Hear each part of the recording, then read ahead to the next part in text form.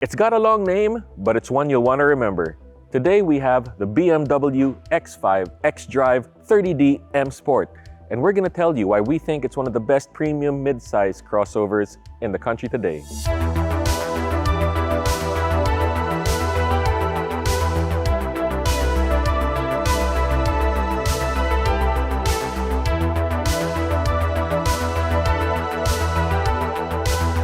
Check out the M badge. That tells you everything you need to know because this is an M Sport package, which sets it apart from the standard X5.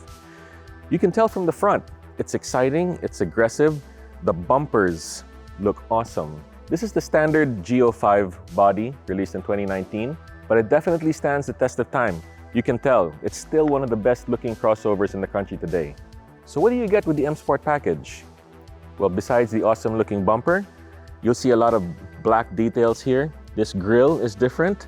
Over here at the side, you get an M badge with your 20-inch alloys.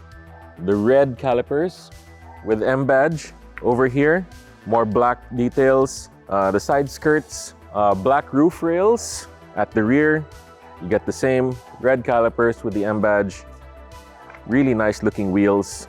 The wheels, by the way, at the rear, 305/40 R20s. Really thick, which gives you a lot of grip on the ground.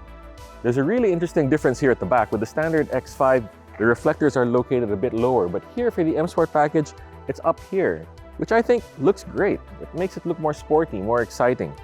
And of course here at the exhaust, you'll see it's much wider, much more aggressive. Basically, they want you to know that this is the sporty variant and it looks awesome. Being an SUV, one of the most important things to consider is how much can I put inside? Well, let's take a look. It's a power tailgate that reveals 650 liters of space with the second row up. That's a lot of space. If you need more access to the luggage area, the bottom half also opens up on its own. Now you can close them individually or you can close them together with one press of a button. With the second seats folded down, you get access to 1,870 liters of space, which is a huge amount of space, ready for anything you can throw at it for your next out-of-town trip. Moving inside, you'll immediately notice BMW's careful attention to detail all over the interior. From the materials used, to the fit and finish, to how it feels in your hand, there is no doubt whatsoever that we are now in premium territory. Like any other BMW, there's lots to love about this interior, but here's some of my favorites. You have a lot of places to put your water bottles and cup holders, but check out the bolstering on these seats. That is really supportive. The leather is really nice, and if you need even more support, this extends out to support your thighs. Really nice detail on the panels here with this texture design and ambient lighting. Of course, this opens up to even more cup space, USB connector, and wireless charger. Don't be intimidated by all the buttons you see here. This is your command knob, which controls your infotainment system and communications. And here you select your drive mode, Sport, Comfort, Eco Pro. You got your start-stop button, you have your traction control button, cameras, parking sensors, and of course your shifter, which feels really great. Take a look at the screens. Look how sharp they are. These are some of the sharpest screens I've ever seen in the car. Both are 12.3 inches for the infotainment touchscreen and the instrument cluster. Super sharp, super easy to read, very legible, really nice to use. Now, we don't have a panoramic moonroof like we would have in other markets, but that's no big loss here.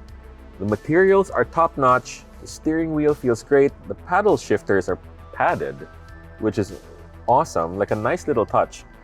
Materials here are soft touch, very premium, very high-end.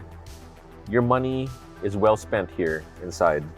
The second row is an exceptionally comfortable place to be. Now, the second row is fixed, meaning it can't be slid forward or backward, but that's okay. You have more than enough room. Look at this leg room.